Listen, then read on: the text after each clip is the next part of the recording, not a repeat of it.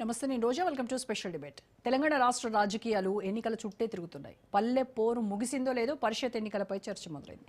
25వ తేదీన పరిషత్ schedule వస్తుందనేటువంటి feelers వచ్చాయి. అయితే సీఎం రేవంత్ రెడ్డి మాత్రం బీసీ రిజర్వేషన్లపై అసెంబ్లీలో చర్చించిన తర్వాతే పరిషత్ ఎన్నికలపై నిర్ణయం తీసుకుంటామని చెప్పడంతో ఇప్పట్లో మండల జిల్లా పరిషత్ ఎన్నికలు ఉంటాయా, ఉంటే ఎప్పుడు, సంక్రాంతికి ముందా లేక తర్వాత అనేటువంటి చర్చ మొదలైంది.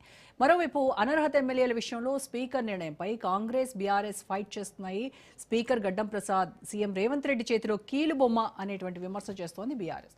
మరోవైపు స్పీకర్ నిర్ణయం నచ్చకపోతే కోర్టుకు వెళ్లొచ్చు అని కాంగ్రెస్ మాట్లాడుతోంది. 10లో 5గురిపై అనర్హత వేటు తప్పించిన స్పీకర్ గడ్డం ప్రసాద్ మరో 3గురిపై త్వరలో నిర్ణయం వెలువరిస్తారనేటువంటి టాక్ వస్తోంది. అనర్హత పిటిషన్స్ పై ఏదో ఒక నిర్ణయం తీసుకోవాలని సుప్రీంకోర్టు డెడ్ లైన్ విధించడంతో తప్పనిసరి పరిస్థితుల్లోనే 5గురిపై స్పీకర్ నిర్ణయం బయటకు చెప్పారని రాజకీయ వర్గాల్లో వినిపిస్తున్నటువంటి మాట. బీఆర్ఎస్ గుర్తుపై అసెంబ్లీకి ఎన్నికై కాంగ్రెస్ గుర్తుపై ఎంపీగా పోటీ చేసిన దానం నాగేందర్ పైనే అందరి కన్ను ఉంది. ఇప్పటికీ ఆయన స్పీకర్కు పూర్తి స్థాయి వివరణ ఇవ్వకపోవడంపై గుసగుసలు వినిపిస్తున్నాయి. కడియం శ్రీహరి బీఆర్ఎస్ గుర్తుపై గెలిచి తన కూతురు కావ్యను కాంగ్రెస్ టికెట్ పై ఎంపీగా గెలిపించుకున్నారు. ఈయన విషయంలోనూ డిఫరెంట్ పొలిటికల్ స్పెక్యులేషన్స్ వస్తున్నాయి. మరోవైపు పార్టీ మారిన ఎమ్మెల్యేల విషయంలో ప్రజలందరికీ నిజాలన్నీ తెలుసని, వాళ్ళు ఏ పార్టీలో ఉన్నారో వాళ్లకు కూడా తెలుసనే మాటలు వినిపిస్తున్నాయి. టెక్నికల్ గానే ఎవరెటున్నారు అనే నిర్ణయాలు వెలువడుతున్నాయని పొలిటికల్ అనలిస్టుల వాదన.